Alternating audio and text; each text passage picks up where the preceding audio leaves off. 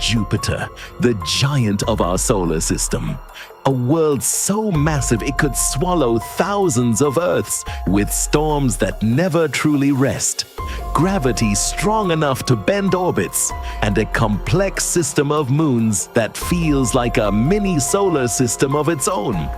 But the real question is this: how much do we actually understand about Jupiter? Or have we only been staring at its outer skin for decades? Everything began to change when the Juno probe at Jupiter entered the picture. It didn't observe from a safe distance. It didn't take the easy path. Juno plunged straight into the most dangerous regions, peering beneath the clouds, through the storms. And what it discovered forced scientists to rewrite what we thought we knew about this colossal planet. Jupiter is not just the largest planet in the solar system, it completely dominates it. With a diameter nearly 11 times that of Earth and a mass more than 300 times greater, Jupiter holds over twice as much material as all the other planets combined. Its gravity is so powerful that it shapes the orbits of nearby worlds, while its magnetic field is the strongest of any planet, extending millions of kilometers into space. Orbiting this giant are 95 confirmed moons, forming a complex and dynamic system of their own. Among them, the 4 Galilean moons, Io, Europa, Ganymede, and Callisto, stand out as worlds as fascinating as planets themselves. Ganymede is even larger than Mercury, while Europa may hide a global ocean beneath its icy shell. This is why scientists often describe Jupiter as a mini solar system. By studying Jupiter, researchers gain insight into how planets form, how gravity sculpts planetary systems, and how the early solar system evolved. In many ways, understanding Jupiter means understanding the origins of our cosmic neighborhood itself.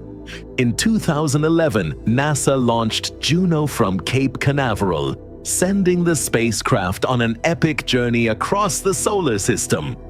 After traveling 2.8 billion kilometers over nearly 5 years, Juno finally reached its destination, entering Jupiter's orbit in 2016. This moment marked the beginning of the Juno probe at Jupiter, a mission unlike any that came before it. Rather than circling the planet from a safe distance, Juno was placed into a polar orbit, diving from Jupiter's north pole to its south with every pass.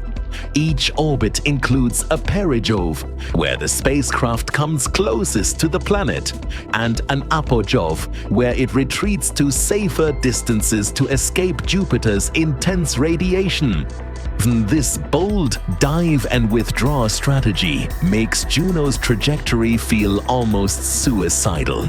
Yet it is precisely this approach that allows the probe to peer beneath the thick cloud layers and reach regions no previous spacecraft dared to explore, opening an entirely new way to study the solar system's largest planet. When Juno entered Jupiter's orbit in 2016, its mission was originally planned to be short and precise. The spacecraft was expected to complete 35 close polar orbits, gather critical data, and then bring this daring journey to an end. But as the results began to arrive, it became clear that Juno had uncovered far more than scientists had anticipated. NASA soon approved a mission extension. What followed was a new chapter for the Juno probe at Jupiter, one defined by deeper dives, closer encounters, and a rapidly growing archive of data. Over time, Juno's trajectory expanded to a total of 77 orbits, each pass revealing new details about Jupiter's atmosphere, magnetic field, and internal structure. With every close approach, Juno returned images unlike anything seen before. Chaotic cloud systems, towering polar cyclones, and intricate patterns hidden beneath Jupiter's familiar bands. These visuals were not just stunning. They carried scientific meaning, challenging long-standing assumptions about how gas giants behave. More importantly, the extended mission transformed Juno from a targeted experiment into a planetary observatory.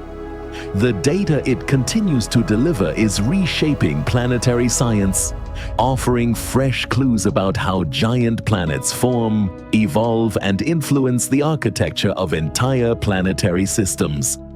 Among the dozens of moons orbiting Jupiter, Io stands apart as a world unlike any other, and the most extreme one known. It is the most volcanically active body in the entire solar system.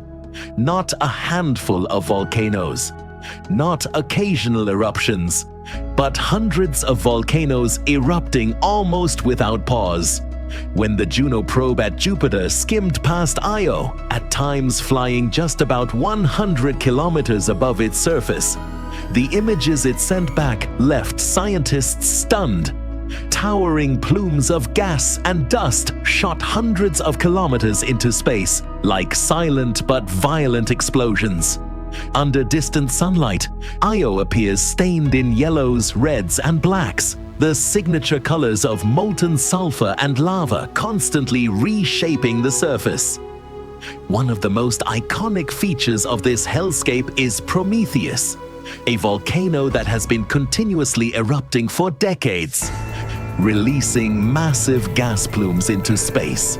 And then there is Loki Patera, a colossal lava lake hundreds of kilometers wide, considered the largest volcanic structure ever discovered. Compared to Earth, the contrast is staggering. Even the most powerful volcanic eruptions on our planet seem almost insignificant next to what unfolds on Io.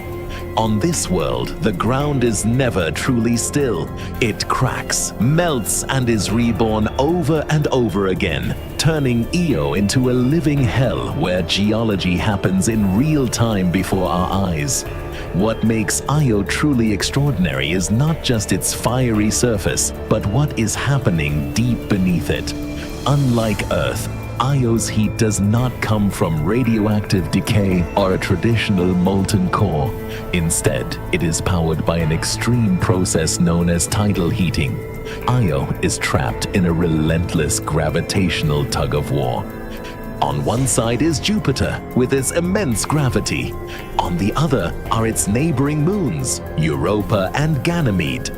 As Io orbits Jupiter, these competing gravitational forces constantly stretch and compress its interior.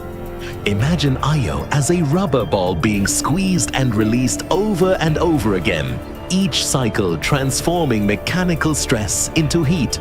This process keeps much of Io's interior in a molten state. Lava does not simply erupt from volcanoes, it continuously resurfaces the moon, erasing impact craters before they can accumulate. This is why Io's surface appears unusually smooth and geologically young compared to most other worlds. Based on data gathered by the Juno probe at Jupiter, scientists increasingly suspect that beneath Io's thin crust lies a global magma ocean. While this hypothesis has yet to be fully confirmed, if true, it would make Io one of the most geologically active bodies ever discovered. A moon quite literally boiling from the inside out. Leaving Io behind, the focus returns to Jupiter itself, a planet ruled by storms on a scale unmatched anywhere in the solar system. Some of these tempests are so vast they could swallow Earth whole, spinning for years or even centuries without fading. To truly understand these storms, the Juno probe at Jupiter had to look far beyond what the eye can see. Using its microwave radiometer, Juno peers deep beneath the cloud tops, reaching up to 320 kilometers below the visible atmosphere. This allows scientists to study Jupiter's weather not just at the surface, but within its hidden interior layers. What makes Juno's observations revolutionary is the ability to compare three different views of the same storms. In visible light, Jupiter's cloud bands and polar cyclones appear sharp and familiar. Infrared images reveal heat, showing which regions are warmer or cooler. But microwave data tells a completely different story, exposing dense structures buried far below the clouds. These combined perspectives led to a surprising discovery. Not all polar cyclones are the same. Some storms extend deep into Jupiter's interior, while others are shallow, confined to upper layers. Even the massive central polar cyclone shows an internal structure unlike its surrounding neighbors. For the first time, scientists are beginning to build a three-dimensional picture of Jupiter's storms, revealing a dynamic atmosphere that is far more complex and far deeper than anyone had imagined. In certain orbits, Jupiter no longer looks like a familiar planet, but more like a living work of art in constant motion. Vast regions of filament-like clouds stretch, intertwine, and overlap, forming scenes that feel chaotic yet mesmerizing. There are no clear boundaries, no fixed order, only movement. Bands of blue, white, brown, and orange swirl into patterns that never repeat. Every image sent back by Juno is unique, as if the planet is endlessly repainting itself. Immense atmospheric flows twist, collide, and dissolve, only to give rise to new structures moments later. From a distance, Jupiter appears to perform an eternal dance of gas and energy. It is breathtakingly beautiful, yet quietly unsettling, a reminder of forces so vast they dwarf human imagination. But these images are not created for beauty alone. For scientists, every swirling cloud and every shifting color is a crucial clue to the planet's atmospheric dynamics and climate.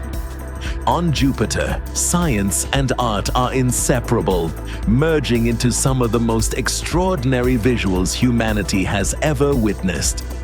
One of Juno's most important goals was to understand how much water Jupiter actually contains and where that water is hidden.